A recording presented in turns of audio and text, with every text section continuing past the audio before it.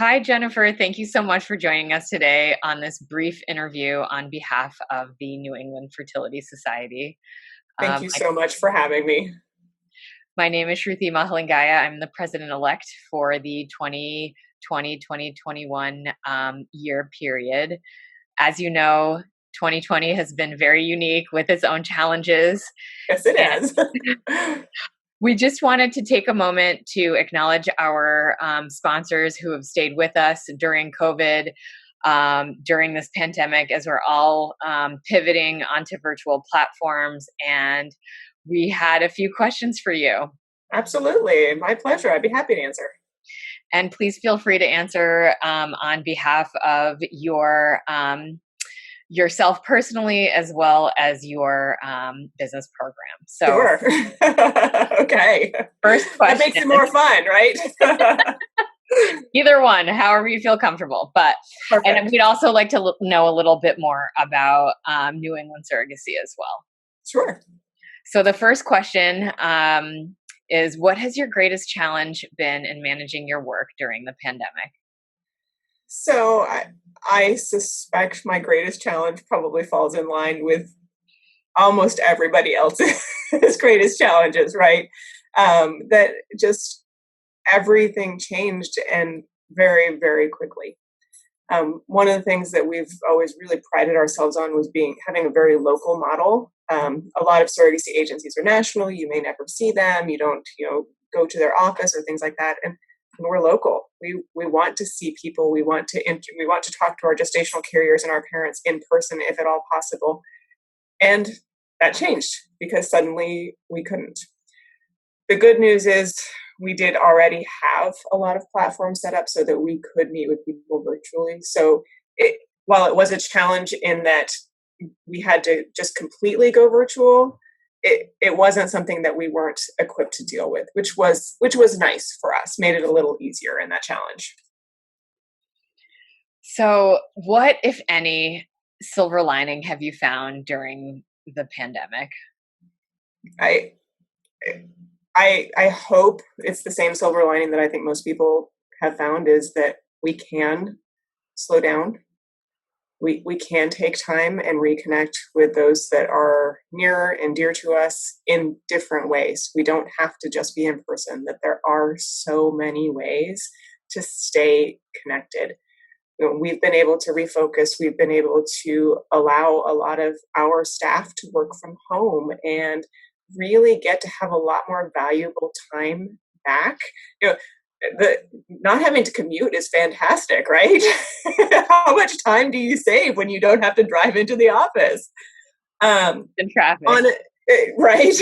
And on a professional front, I actually found, especially early when people were very worried and things were happening faster and slower than we could imagine. Information was flowing, is that so many people pulled together, and people who felt initially before all of this that they were competitors actually became very, very collaborative. And I've seen it carry through. So even now, as we're getting back into our new adjustment as to what the new normal is, we're still collaborating. We still have created new friendships within this world that weren't there before and wouldn't have been there except for COVID. That is wonderful. The story of collaboration, even amongst, competitors in the field. So exactly. So if the world suddenly returned to the way it was a year ago, what would be the first thing you would do professionally or personally? What things do you yearn to do? I mean, personally, of course, I'd love to be able to go see family that's a little further away, that we just haven't been able to, or that we've been very protective of. Professionally, probably falls similarly. I usually travel a lot for what we do.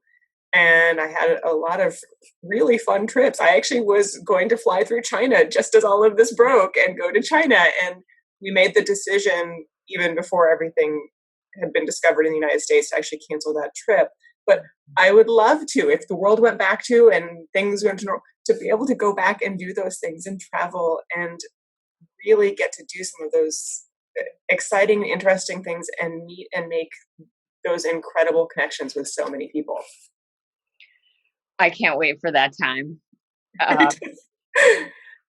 You know, in your pivoting to the virtual platforms and world, do you think that there might be any lasting change from the strategies you've employed now, as we move out of a pandemic situation?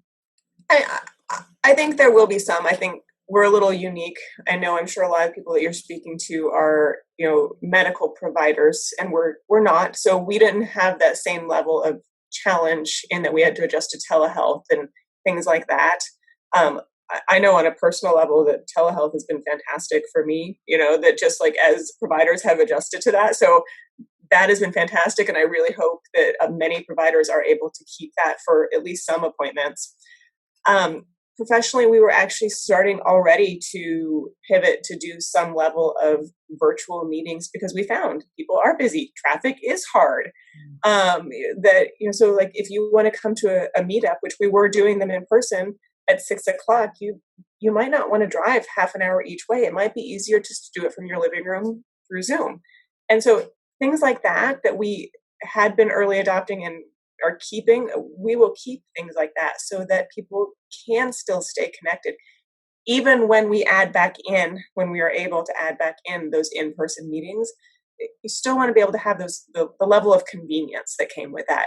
And that's one of the things we really found was just how convenient some things can be if you don't have to show up in person. Absolutely. I don't think telehealth visits are going away anytime soon. So thank goodness. I'm really glad for that. and then the last question, it's kind of open-ended. The pandemic has sharpened focus for many. We've had to be flexible on navigating the changes. Is there any discovery that you'd be willing to share in addition to what you have already? And in conclusion, could you just summarize in a few words a little bit about what makes New England Surrogacy special? Sure. I think the biggest focus that we found, of course, is that, Disney Plus is great and we got to watch Hamilton. So, but that may not be what the point of the question was. Disney Plus, I'll have to use that as we lose our childcare. Right. Well, no, it was personal for me. I have a teenager. She didn't care about that. I got to watch Hamilton. It was really exciting. So. Yes. Right. We missed out on that. But professionally, I think that one of the biggest things is that you have to be creative with problem solving. And I think many of us had to be through this. And that refocus and that ability to be creative and think, I hate to say think outside the box because I know that's so cliche, but it's so true in this that we really did have to think in different ways and solve new problems and make sure that we were taking care of 1, 2, 3, 4, 5 more variables, because it wasn't just as simple as there is a disease, you stay home. It's now we have to really solve how can we also, on top of keeping you safe, potentially move forward. And I know all medical facilities do that, and with surrogacy, we also have those exact same challenges, adding travel sometimes too, which then makes it even more a more creative puzzle is what it really comes down to. So, but one of the advantages of New England Surrogacy and one thing that does set us apart is we are local. So yes, there sometimes are situations where you have to travel because New England you still have to drive, you have to cross state lines, things like that.